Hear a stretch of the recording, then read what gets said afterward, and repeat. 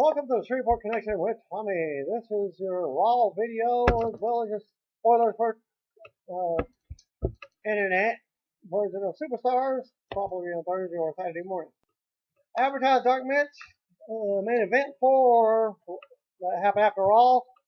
John Cena was advertised as John Cena versus Bray Wyatt. Happy birthday goes to the following wrestlers. Lex Luger turned 56 years old, born June 2nd, 1958. Grand Slam TNA's Grand Slam champion, the first ever one. AJ Styles turned 36. One-time TNA Knockouts champion, Velvet Sky turned 33. And former TNA wrestler manager, Desire, turned 38. Vampiro turned 47. He was born May 31st, 1967. Cowboy James Storm turned 37. He was born June 1st, 1977. Storm appeared on 2 editions of the Steve Austin Show podcast over the last couple of weeks that were really fun listens. Beers were consumed and, of course, tales of having vegetarian wives were shared.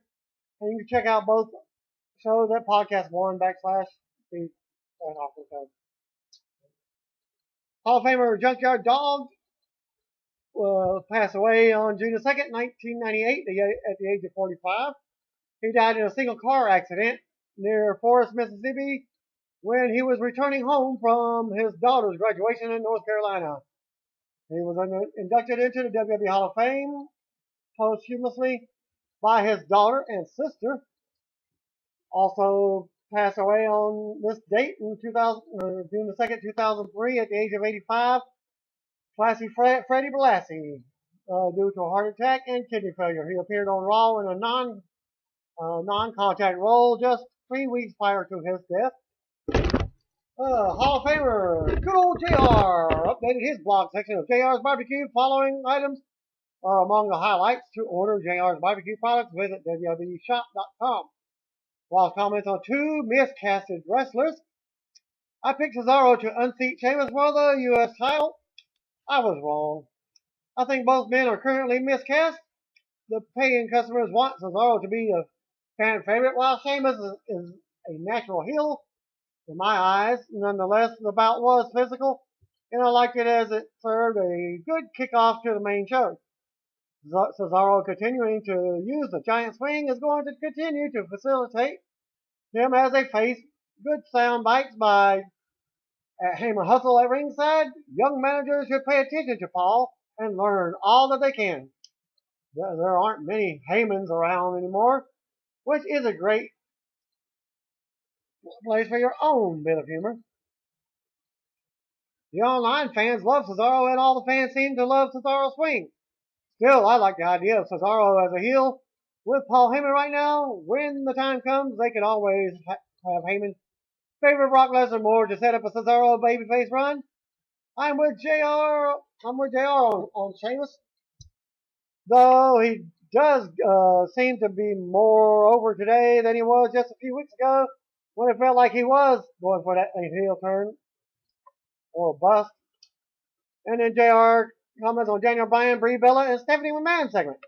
The Daniel Bryan wife Brie, Stephanie McMahon segment was excellent, not too long, and it had a noticeable beginning, middle, and definitive end to the segment. I feel that there was good money in Brie, even though she quit WWE versus Stephanie down the road, perhaps at SummerSlam. The slap equated to a nice personal issue to me, and personal issues are tough to execute. By the way, Stephanie is a heel for those who have taken exception to JR's hero versus villain philosophy. Stephanie certainly appears to be in great shape. Whether she's been working out in the ring for a potential match is anyone's guess, but I could see either a singles match or a mixed tag match doing good business for WWE. It's a big night for Brie Bella, as the slap got over big, and it was a slap heard around the world, but the follow-up is the key. What? If you do a follow-up, don't you think the rest of the person's supposed to be there? Guess not. And then Ross comments on John Cena versus Bray Wyatt. Cena versus Wyatt in the Last Man Standing was excellent booking, especially getting the Usos and Harper and Rowan strategically involved, notwithstanding a creative finish. Creating compelling finishes in a brutal match such as the Last Man Standing in a PG world is challenging, but the ending worked Monday night. Arguably the match of the night. Congrats to all involved. Of course, that's from JR. That was a pleasant surprise. I expected a good match, but both men really left it all in the ring, and the tag teams played key roles in enhancing the match while giving Cena and Wyatt a break. It wasn't blown away by the actual finish, but it was a hell of a match. There was a meeting called by Triple H prior to last week's Monday night, Monday Raw in Knoxville, Tennessee. Triple H reportedly expressed his desire for Raw and SmackDown to have more of a flow from top to bottom. And I think they tried to do that on Raw this week. There are concerns with WWE that people aren't subscribing to the WWE network because the product on TV isn't good enough, which can be largely attributed to the lack of flow, storylines being forgotten or outright dropped. One source pointed to Triple H and Vince McMahon having different visions and the ideas of the two clashing. It's said that going into the summer, Triple H really wants more focus played on the undercard programs as a way to help build up the mid-card. Noted before how top indie wrestlers Willie Mack and Kevin Steen had been offered WWE deals and were close to signing. Well, there's still no confirmation that they have signed. We now know more details on what WWE may have in store for them if they end up signing. Probably on the Tough Enough. A source close to WWE developmental noted that both Steen and Mack are being considered for the return of Tough Enough on the WWE Network. Tough Enough is scheduled to begin filming in early July at the Performance Center in Orlando, so we should know more soon. On a related note, it's said that Prince Devitt, who is also rumored to be WWE bound, is not being considered for Tough Enough at this time. Apparently, one of Devitt's terms was that WWE had to agree that he won't be stuck in developmental but a certain amount of time before being moved to the main roster. However, there is still no confirmation that Devitt has actually signed his deal. It's been reported that WWE hasn't been happy with the depth of the Divas division, especially with AJ Lee taking time off. As seen on WWE TV this past week, Alicia Fox is being pushed much more, and she's still doing her temper tapping, either winning or losing. The decision to push her came from Triple H, as he is very high on her right now. Word is that Triple H made the call to begin her push after watching her match with Alexa Bliss that took place at the April 24th NXT taping.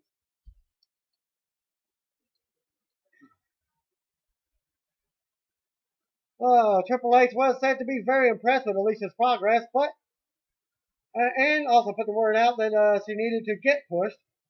There was a very positive reaction to her work on Raw this past week, and Triple H reportedly felt vindicated after pushing so hard for her based on the NXT match.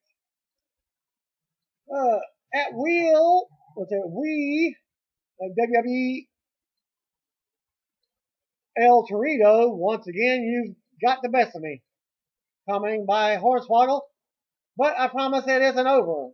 At WWE Mini in the bank has a nice ring to it. Hashtag beautiful bulb. And I'll show the pic in the video. Many have been wondering what's next for Big E after suffering some notable losses and dropping the WWE Intercontinental title to Bad News Barrett at Extreme Rules. Word is that WWE Creative was focusing more on looking for the next step for Big E. It's been reported in the past that Big E has many supporters, including Triple H and John Cena. WWE officials now feel that he has peaked, and a heel turn is soon to happen for Big E, and it's coming soon. As of this past week, Brock Lesnar versus Daniel Bryan for the WWE World Heavyweight title is not penciled in for SummerSlam, even though it seems like they had a natural match to make for the biggest show of the summer. But I've also heard that it could be the return of Batista facing Daniel Bryan at SummerSlam. because of the bitching agreement, whatever the storyline that he quit WWE for right now. And should possibly be returning at summertime. Noted before that Cesaro is a favorite to win the title shot in this year's Money in the Bank ladder match. There was a plan discussed that would have seen Cesaro cash in on Lesnar at SummerSlam right after Lesnar defeated Bryan for the title and become the new champion. Wow, that would be a battle of Heyman guys.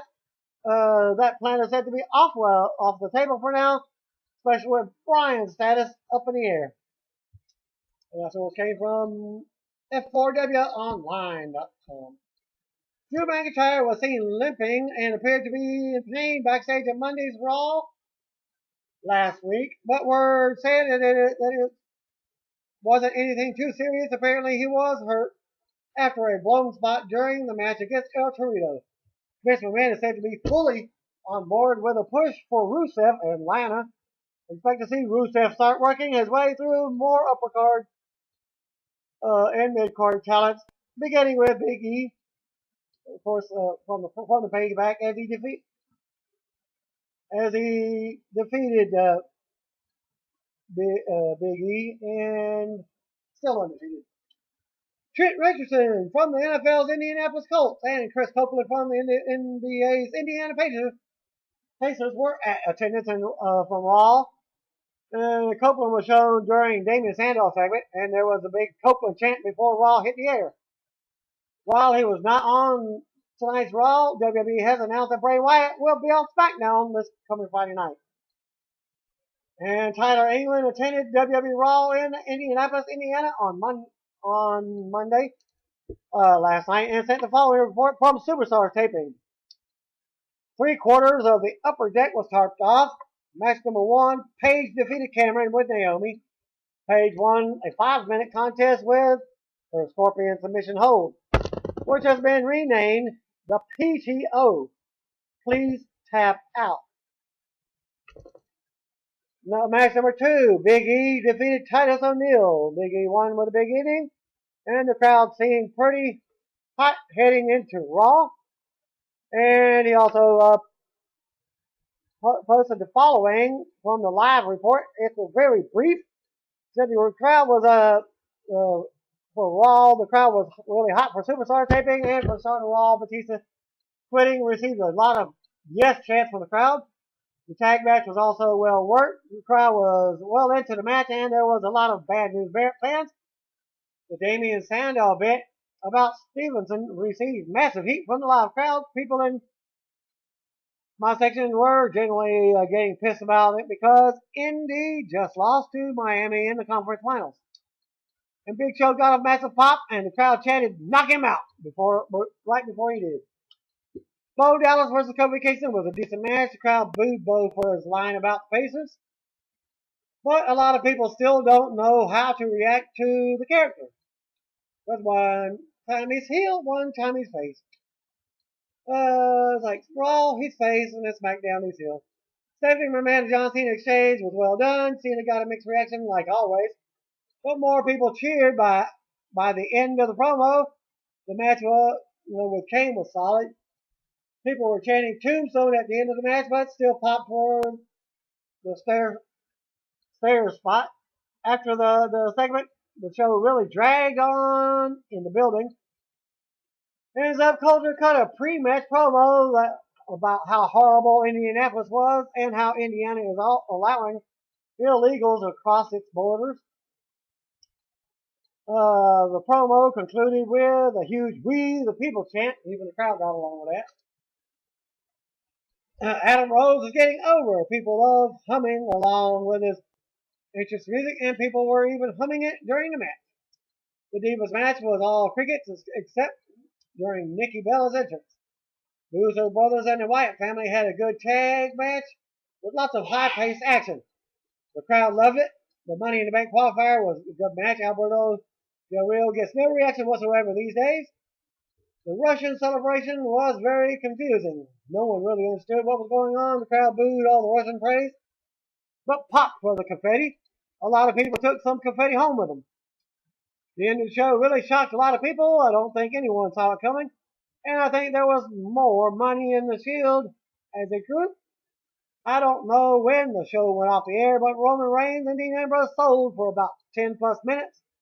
The dark match saw John Cena defeat Bray Wyatt again.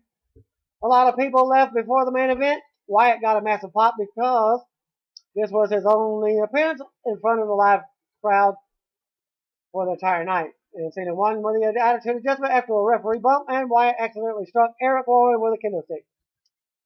And then he advertised Raw to return to Indianapolis on Monday, November 24th, 2014 for a live Raw. Well, again, they're getting a Raw, which will be the Fallout show from the Survivor Series pay-per-view. Pre-sale code is WWE PRE. It's WWE PRE.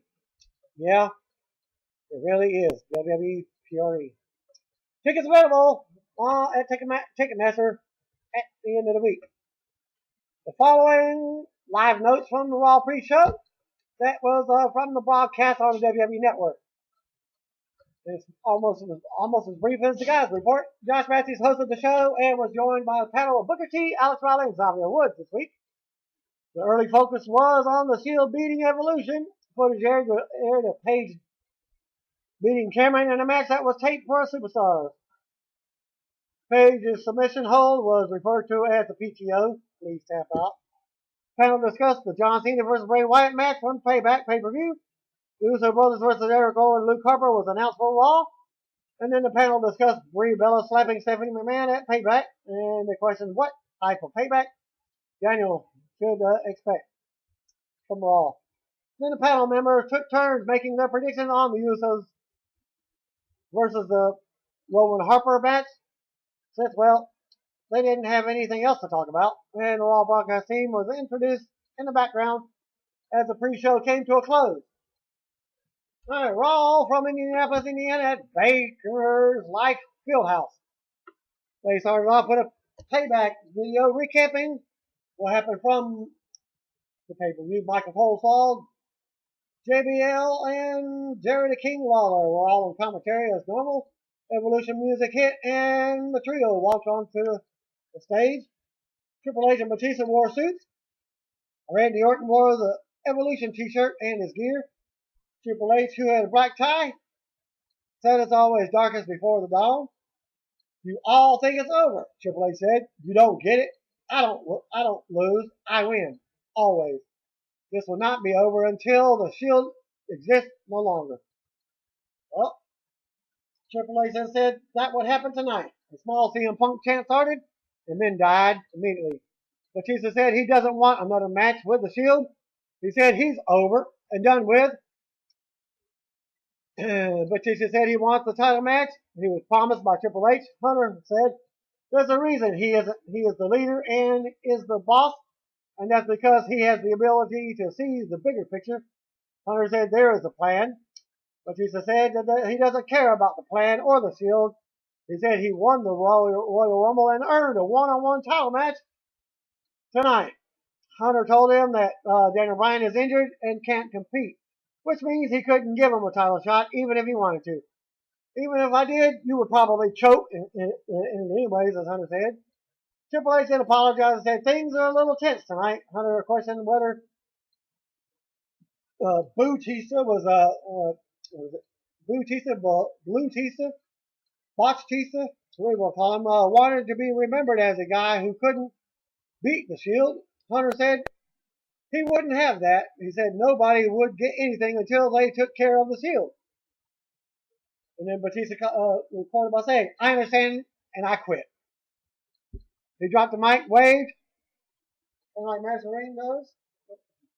He left the ring. Hunter threw a fit and questioned whether Batista was going to run back to Hollywood. He demanded that Batista return to the ring, but he kept walking backstage. Hunter dropped the mic and spoke with Orton. Well, at ringside, the broadcast team said that they believed Triple H was about to announce a rematch between Evolution and the Shield when Batista quit. They said they expected to hear from the Shield during Raw. They noted that Brie Bella quit and slapped Stephanie McMahon at Payback. They said Stephanie would respond during the show. Then they hyped Sheamus and Rob Van Dam versus Bad News Barrett and Cesaro after the commercial break. A potentially newsworthy opening segment, depending on where things go with Blue Batista. Some fans rallied behind Batista a bit, while others sang the goodbye song. Orton just felt like a non-factor during the segment. The poor guy has never meant less than he has since he was aligned with the Authority. Well, after the break, a replay of the opening segment was shown. Footage aired of Tom Phillips approaching Batista backstage.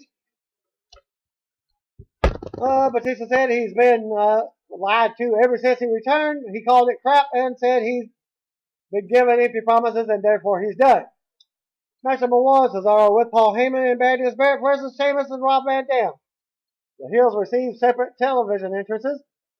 Barrett delivered a pop box promo in which he said he would give RVD the bullhammer again. Heyman sat in on commentary and chalked up Sheamus winning a payback due to a case of him being so embarrassed that he had to resort to using that move. Commercial break. The heels were getting the better of RVD coming out from the break. Cesaro performing an impressive gut-wrench suplex. Later, RVD caught Cesaro with a kick and made the hot tag to Sheamus. Just as Barrett tags in, Sheamus worked over both heels and received a strong reaction from the crowd. Sheamus went for a blow kick, but Heyman pulled Cesaro to the ringside. Cesaro and Heyman left together, leaving Barrett all alone by himself to finish the match. Barrett was upset. He went for the waistline on Sheamus, but took an elbow to the head. Sheamus tagged RVD. And then Sheamus caught Barrett with a bro kick, and then RVD went to the 5-star Fox Splash for the win. Heyman and Cesaro were just shown watching from the stage. And that match took 13 minutes, 25 seconds out of our lives. The broadcast team then hyped the Usos versus Luke Harper and Eric Rowan. Commercial break. A solid tag match with an interesting development with Cesaro walking out on Barrett. It will be interesting to see if there's more to that, or it's simply just forgotten. By the way, the Uso Brothers versus Harper and Rowan match also headlined the WWE main event last week and WWE SmackDown the week before that. For some reason, the tag titles never seem to be on the line, nor has there been any mention of this being a title match. Lance Stevenson of the Indiana Pacers was introduced, but that's in the form of Damien Sandow wearing his jersey, doing his latest bit, thinking he could play some basketball. He took jabs at the Pacers, the fans, and said LeBron James was the greatest player of all time. That got some boos from the crowd. An actual Pacers player was shown in the crowd. Sandow performed some of his hoop skills, just pulling the ball between his legs around his back. We barely could even do that. And then Big Show came out. Eventually, Big Show knocked him out, and the Pacers player cheered for that as well. This was a hell of a lot better than Magneto, Davey Crockett, etc. It was very dumb fun, and still annoys me that Sandow isn't getting a real push. I mean, this is a wrestling show, but he seems to have some comedy and have some fun with it on his own. The announcers recap the Bo Dallas versus Kofi Kingston so-called match for Payback, reminding you the Kane came down and the bell didn't even ring, so they didn't even have a match. So they actually had a match for Raw. Bo Dallas versus Kofi Kingston. Dallas got off to a fast start and played to the crowd early on. Kingston came back about 3 minutes, 30 seconds in, but Dallas cut him off by dropping him over the top rope. Dallas then hits the running Bulldog for the win when he came back in. The match only took 4 minutes, 5 seconds. That type of match. Dallas looked a little unsure of his footing as he tried to press off the ropes during his finisher. I dig the character, but the live crowds don't seem to know what to make of it or simply don't care. Then they recapped Batista quitting from earlier. And then they all go backstage with Renee Youngs, who stood outside the locker room and said that she was hoping to get a word from Evolution. Well, Stephanie McMahon emerged from the locker room and said she would make an announcement regarding the WWE World Heavyweight Championship after the race. Stephanie McMahon then cut a promo in the ring. She said Daniel Bryan allowed his own wife to fall on the sword. Means he threw his wife under the bus. Well, she chose it on her own, not the other way around. Stephanie said Bree should have been fired when she put her hands on her the first time. She said the fans would have been fired if they put their hands on their bosses. Let the record show that I put my hands on my boss all the time. I never fire myself.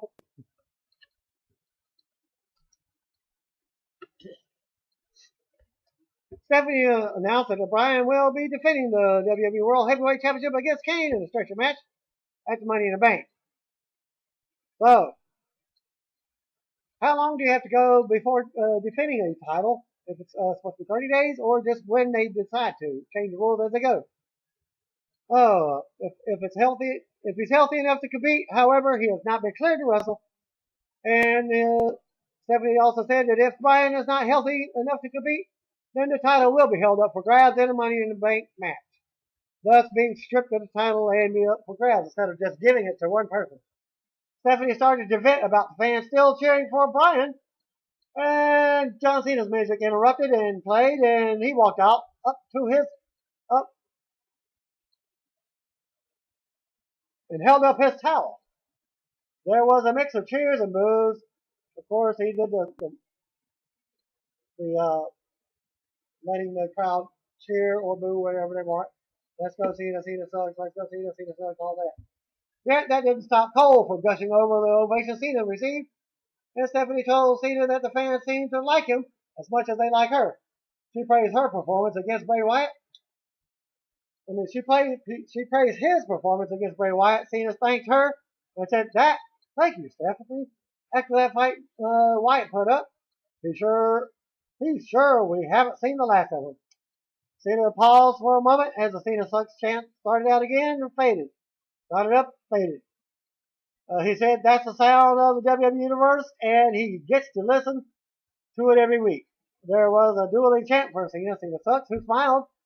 Stephanie started talking, but Cena told her not to talk because the fans deserve to have a good time and it's best for business. Cena then said that the situation with the WWE World Heavyweight Championship has gotten way out of line. He said he's an employee and a fan. He said he was speaking as a 14-time champion. Cena said not one person is bigger than the championship.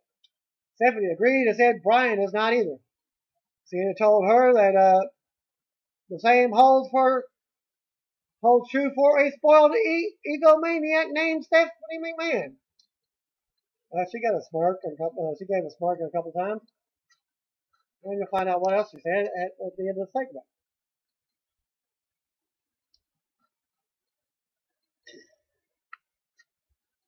Okay, Cena then said he gets that Stephanie doesn't like Bryan and doesn't believe he should be a champion.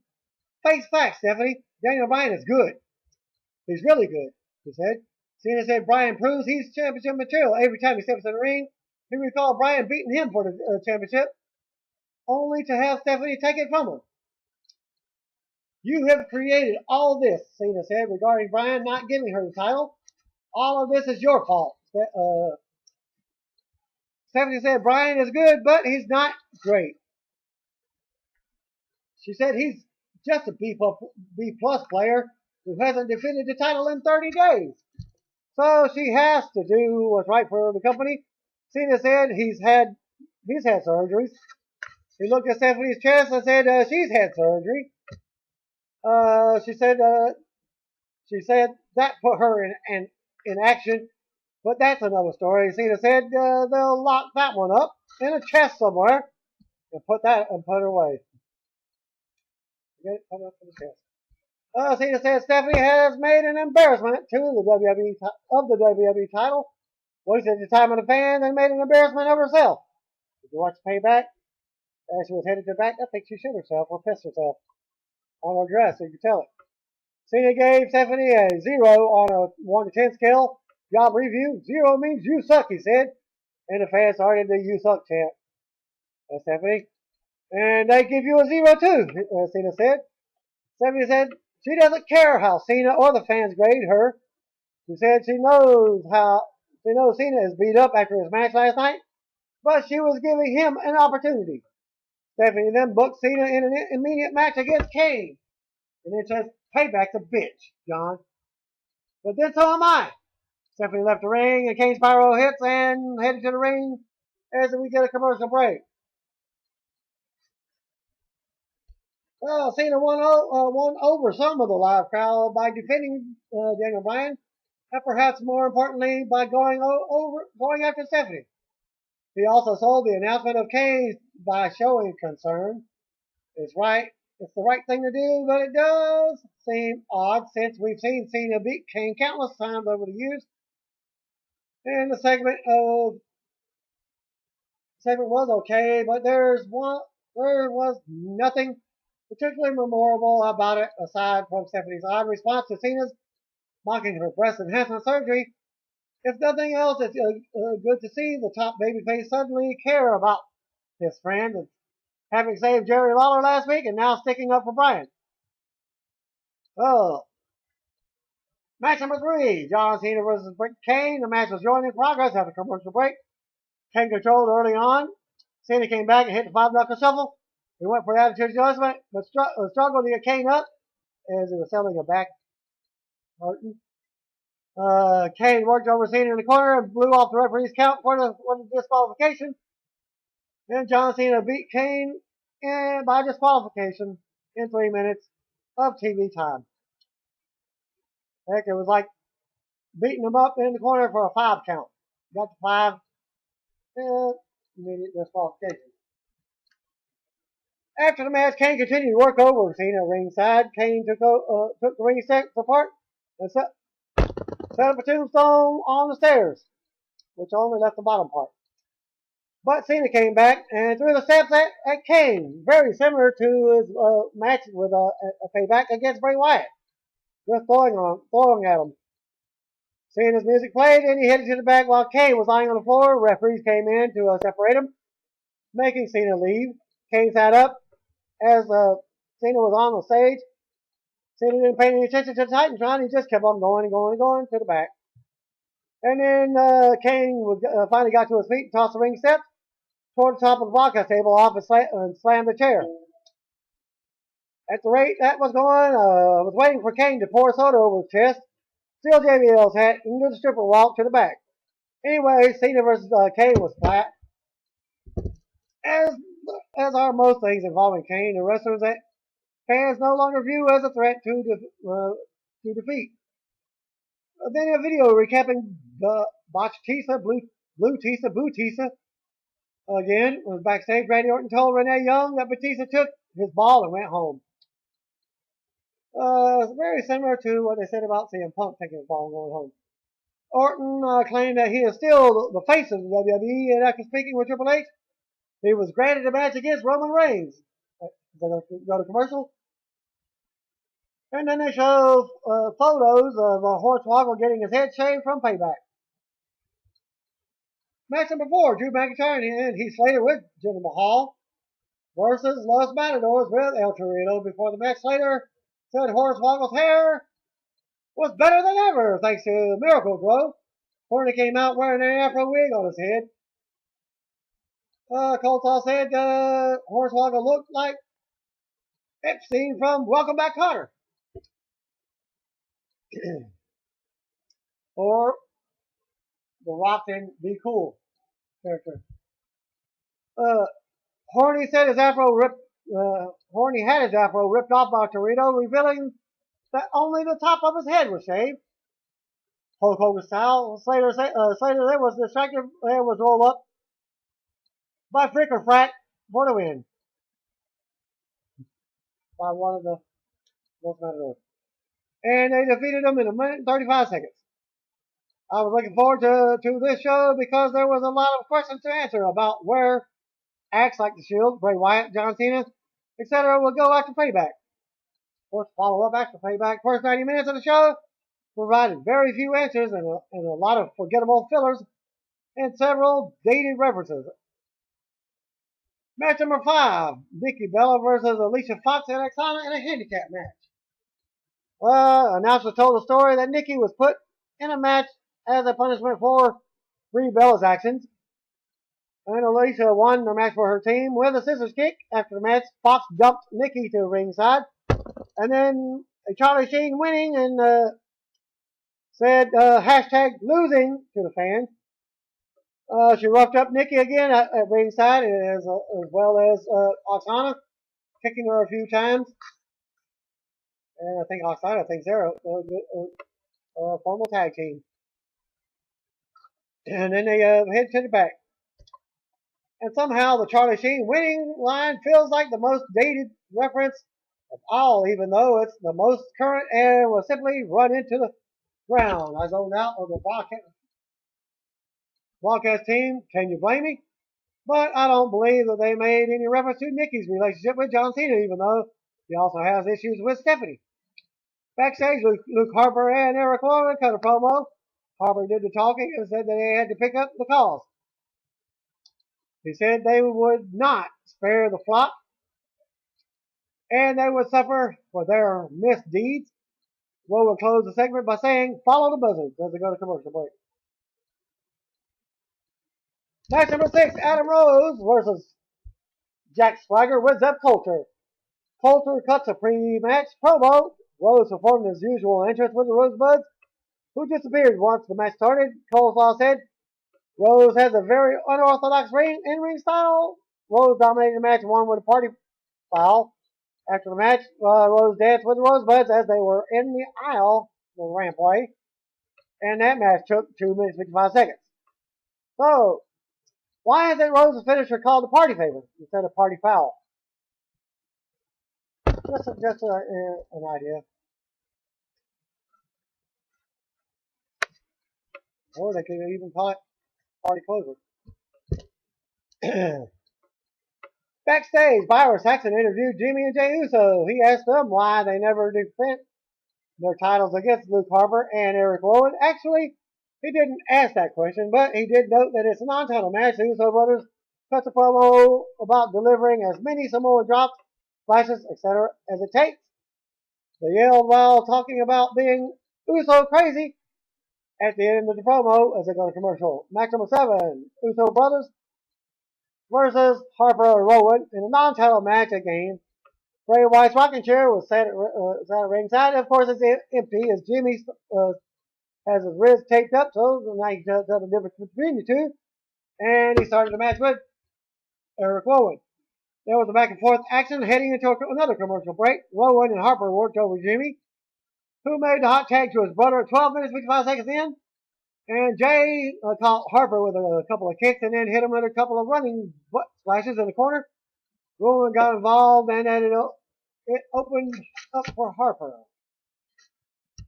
No, that's not Harper Valley PTA. And hit the tame version of his big boot to regain control of the match. And then Jay dove on to Rowan on the floor. That's what they're talking about when they say Uso crazy. Dork as Cole said as Harper dove on to Jay.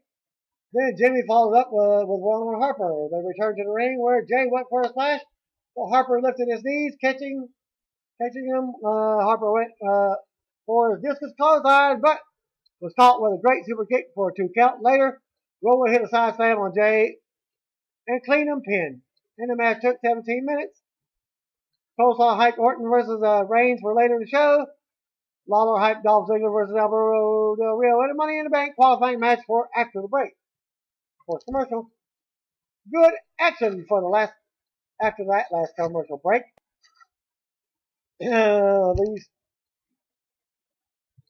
These teams worked well together and it's a good thing since there are so few tag teams remaining in WWE.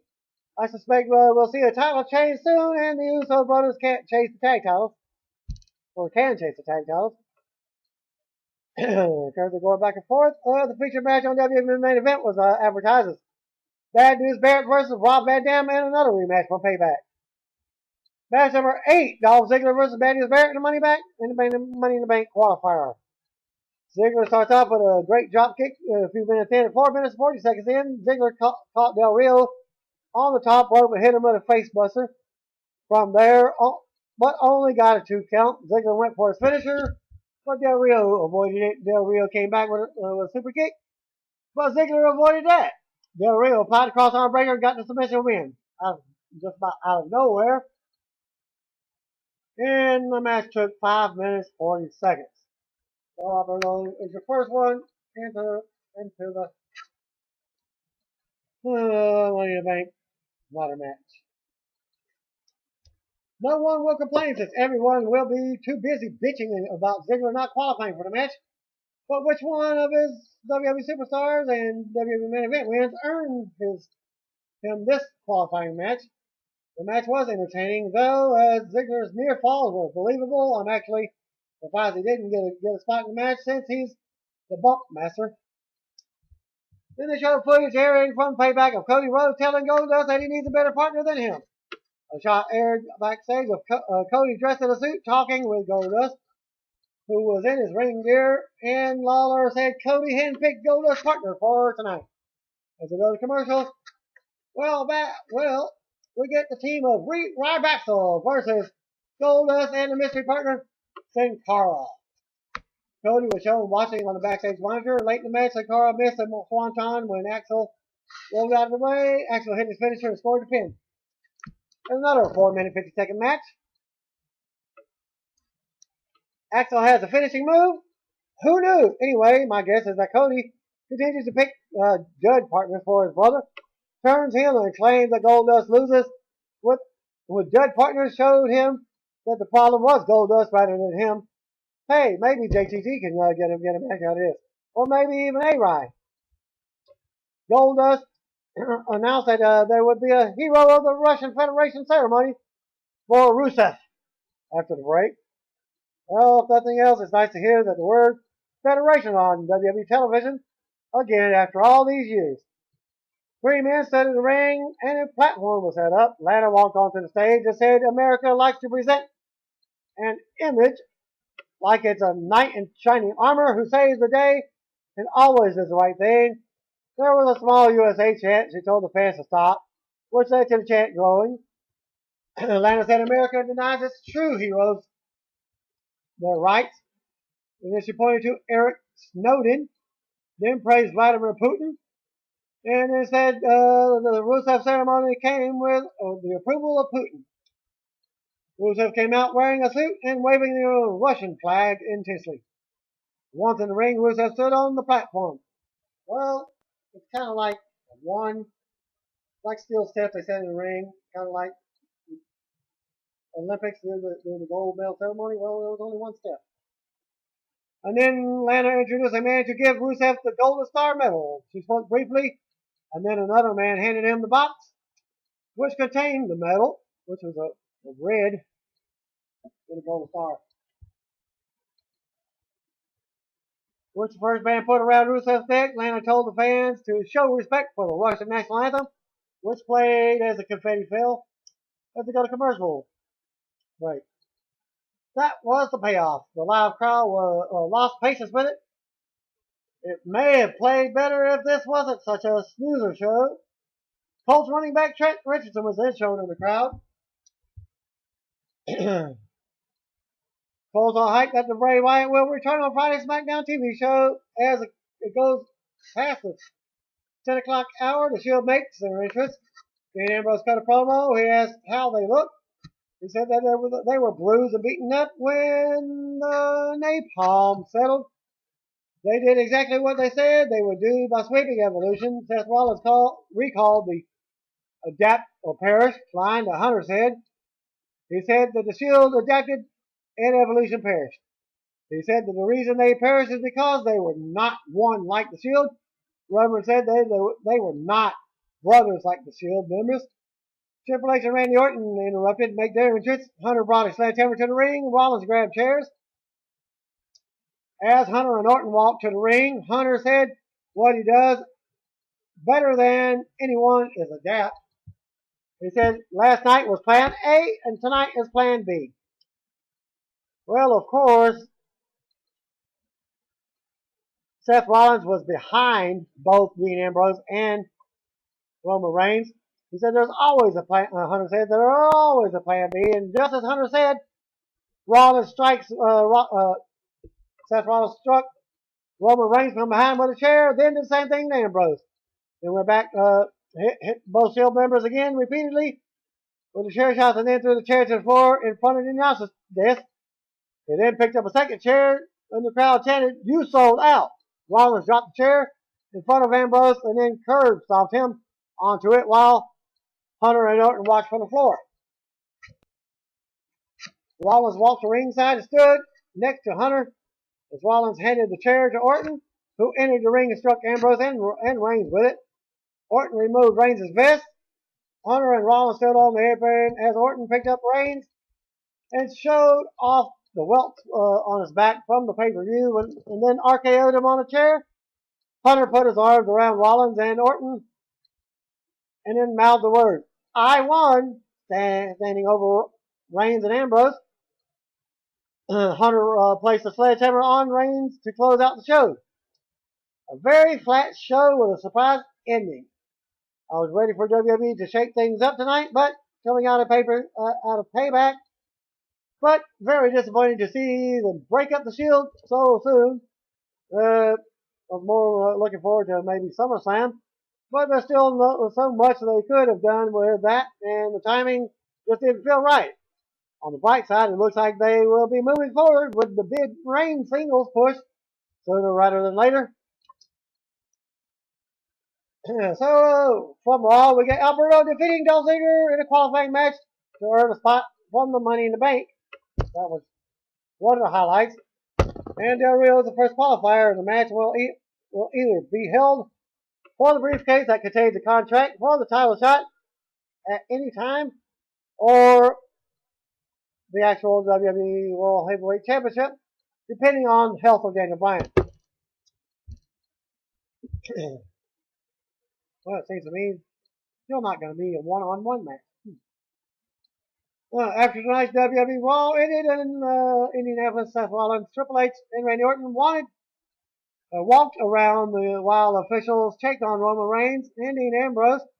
Triple H shook hands with Rollins and then embraced, and then they hugged a few times.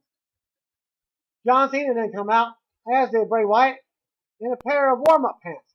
They teased having a match, but Bray just ended up singing. He's got the whole world in his hands. Cena responded with his own rendition.